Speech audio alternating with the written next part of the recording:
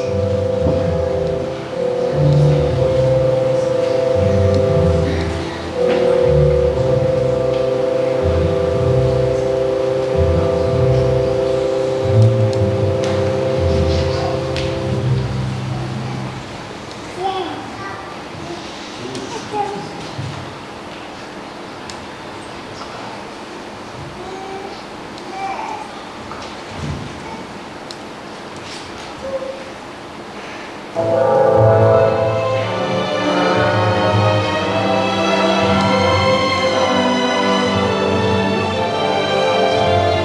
zatem so se iz temnih kotov Klarinega doma začele pojavljati miške.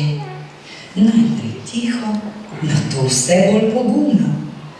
Pripravljale so se na napad. Prebudili so se tudi kositrni vojački. Postavili so se v vrste, dvignili sablje in pogumno stopili naprej, da bi ubranili Klarin dom. Na čelu njihove vojske je stal Hrestač, ki pa ni bil več le igrača, temveč pravi vojak. Njegova drža je bila pokončna, pogled pa odločen. In začela se je bitka. Miške so tekle, vojački so se borili, bobni so udarjali in sablje so se križale. Vojaki so ujeli miške in le te so popadale po tleh. Bitka je bila dobljena.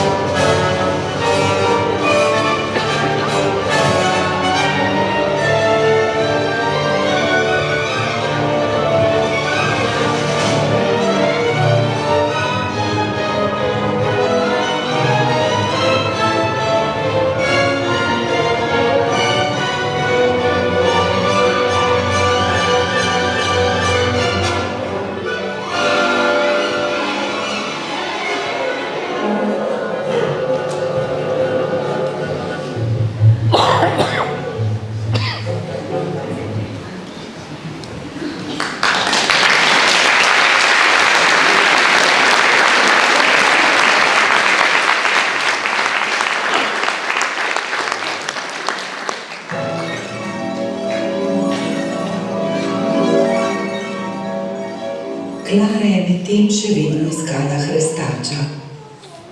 Okoli nje pa se je razprostiral snežen gozd, drevesa so bila prekrita z belino, zrak pa tih in sijoč. Iz neba so začele padati snežinke, lahke, bleščeče in nežne. Ampak snežinke niso bile navadne.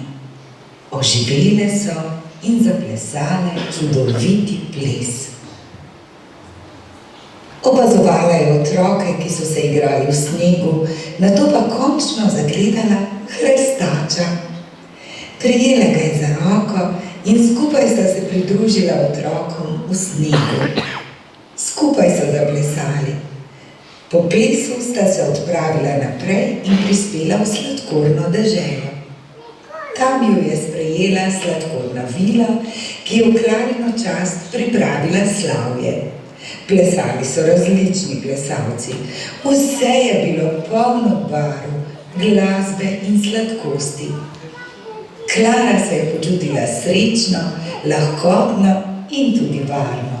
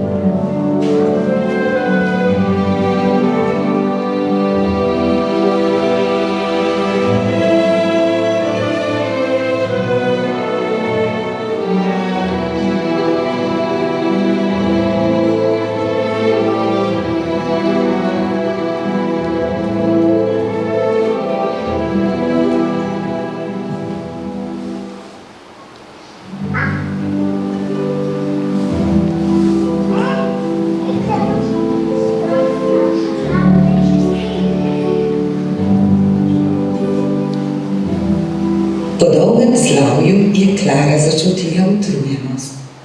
Svet okoli nje se je začel počasi megliti, glasba je postajala vse tišja. Ko je odprla oči, je ležala pod božičnim drevescem v domači dnevni sobi. V naročju je držala svojega hrestača, spet lesenega, tihega in nepremičnega. Za trenutek je pomislila, da so bile vse le sanje, a v srcu je čutila, da ni bilo tako.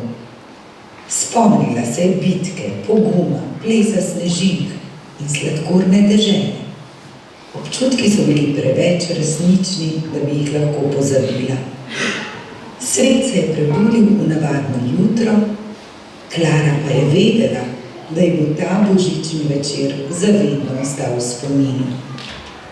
Čeprav se je noč končala, čarovnija ni izginila, ostala je v njenem srcu. In vsakič, ko je pogledala hrestača, se je spomnila, da tudi v resničnem svetu obstajajo čudeži. V drobnih trenutkih, v sanjah in v domišljih.